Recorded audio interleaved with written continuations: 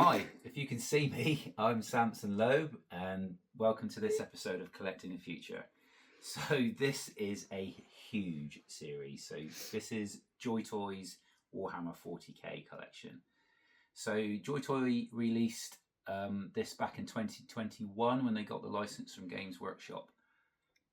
I didn't initially collect them at the time because they were 1/18 scale.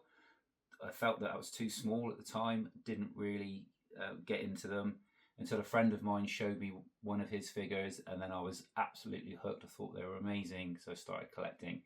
As you can see, there's quite a few.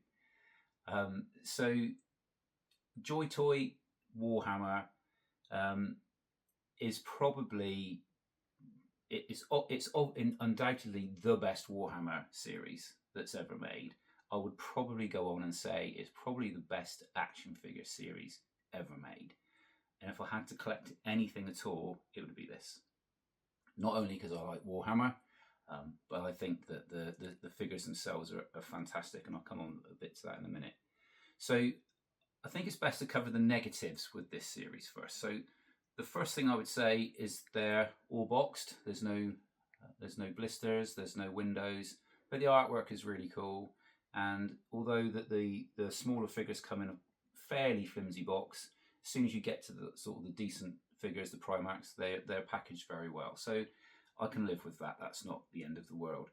Like I said, the scale before put me off originally, but when I saw the detail of these figures, and obviously the reason they did that is so they can have all the figures, the dreadnoughts, and everything else without making it so massive that they just wouldn't fit in. So I got used to that, and I'm fine with it. The biggest problem with this series is the size of it. So this is just a snapshot of what's available. There are just hundreds of figures, and they're releasing them every couple of months. There's new figures coming out.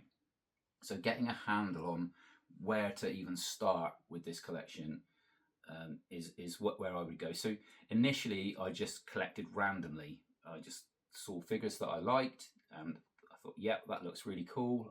I'll collect those. I collected all the Space Marine 2 figures, all the secret level figures, started collecting some of the Ultramarines, and then Dreadnoughts came out, and I bought some of the Dreadnoughts, and then I really liked all of the Primarchs that came out, so I bought lots of Primarchs. If I was collecting this again from scratch, I would probably start by collecting a Legion, so buying a Primarch and then collecting the Legion, which is what I've done recently with Alpha Legion. So I bought Alfarius, and then I started collecting all of the Alpha Legion that I can. So that's the way I would do it now.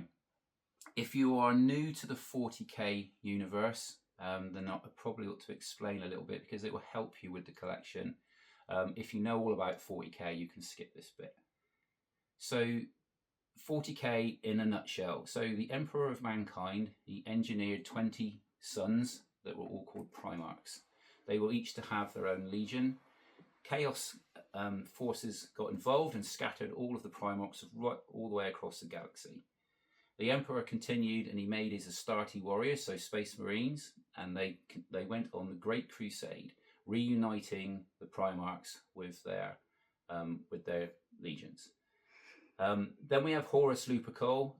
He got corrupted by Chaos, and he persuaded some of his brothers to join with him and fight against the Emperor. That's known as the Horus Heresy. So huge upheaval then within the universe. Lots of the Primarchs died or were scattered throughout the universe. We skip forward 10,000 years. We have a couple of Primarchs which have re-emerged, but the main one was Rubute Guilliman from the Ultramarines.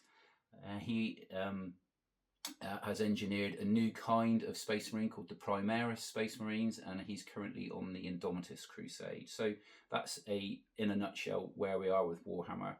It's an incredibly complex lore, and if you like this kind of thing, please read the Black Library. There are some fantastic books within there to explain this in a bit more detail. And then you may understand the different bits and pieces with this. So the other thing I'm moving on to now is the way that these come packaged. So they all come sealed in a cellophane wrapper. We won't go into that in too much detail now, but there's a lot of conversation online about whether you should keep them in the cellophane wrapper. So I have one here. If I put that up, then you won't be able to see me any longer. But that's how they come, with a Joytoy sort of cellophane wrapper around it, keeping them safe. There's a lot of debate whether you should take that off or keep it on. Me personally, I take it off.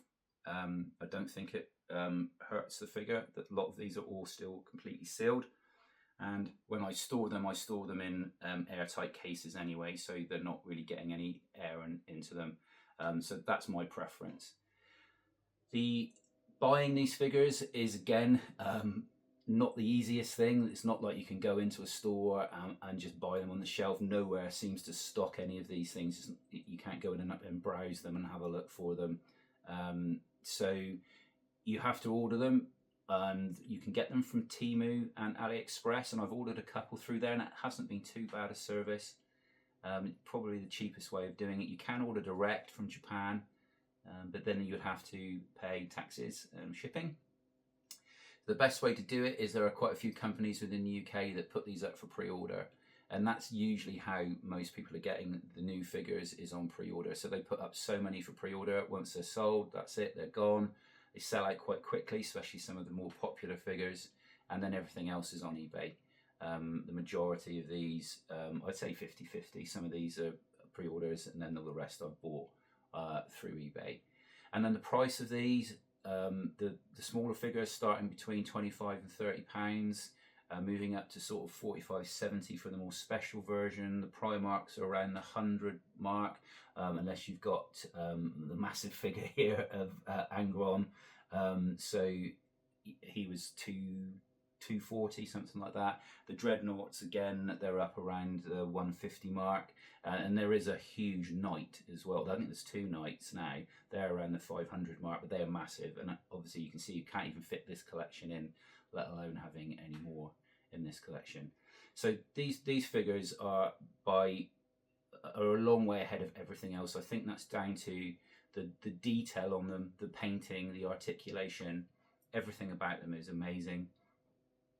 I'd really like to display this collection, but if you see my other videos, you know I don't like taking things out of the boxes. But I would almost like to buy 2 of everything so I could have them all on show. But I don't think my wife would find that acceptable. So if you're going to collect anything and you like Warhammer, these are the figures that you need to collect. Thanks very much for watching. Please check out my